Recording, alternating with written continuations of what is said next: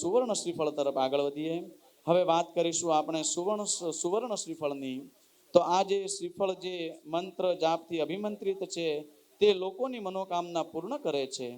આ શ્રીફળ લઈને તમે જે પણ મનોકામના કરો તે માતા દુર્ગાની અચૂક તે મા દુર્ગા માં ભગવતી જગદંબા અચૂક પરિપૂર્ણ કરે જ છે.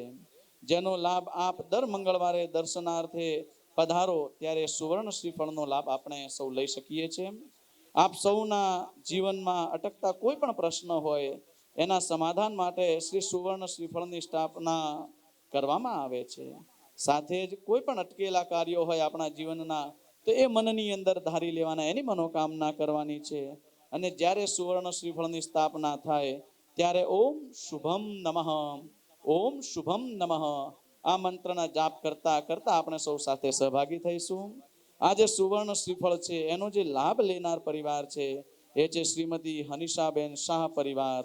એમની ખૂબ ખૂબ ખૂબ જ અનુમોદના તેમજ એમને વિનંતી કે આ સુવર્ણ શ્રીફળની સ્થાપના માટે સ્ટેજ પર પધારે અને રિદ્ધિમાના પાવન સાનિધ્યની અંદર સુવર્ણ શ્રીફળની સ્થાપના થાય.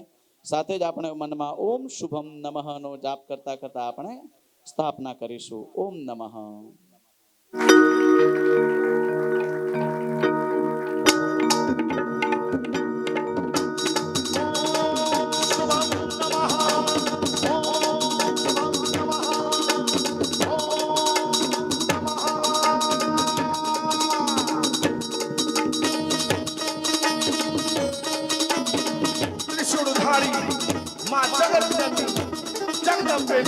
આરાધના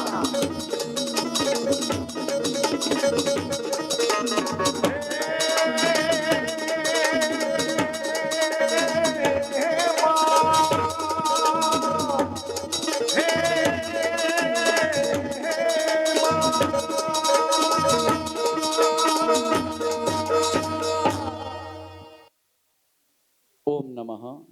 સુવર્ણ શ્રીફળ જેના નામની અંદર જ ઘણું બધું રહસ્ય રહેલું છે કે જે શ્રીફળ એટલે કે લક્ષ્મી રૂપી ફળની પ્રાપ્તિ આપનાર છે.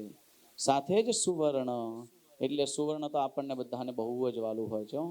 તો એ સુવર્ણ રૂપી વૃષ્ટિ રૂપી આશીર્વાદ આપના જીવનમાં ખૂબ જ સરસ રીતે આનંદની સાથે જ પ્રાપ્ત થાય એની માટે આપણા મંગલમય સ્થાપના કરવામાં આવી છે.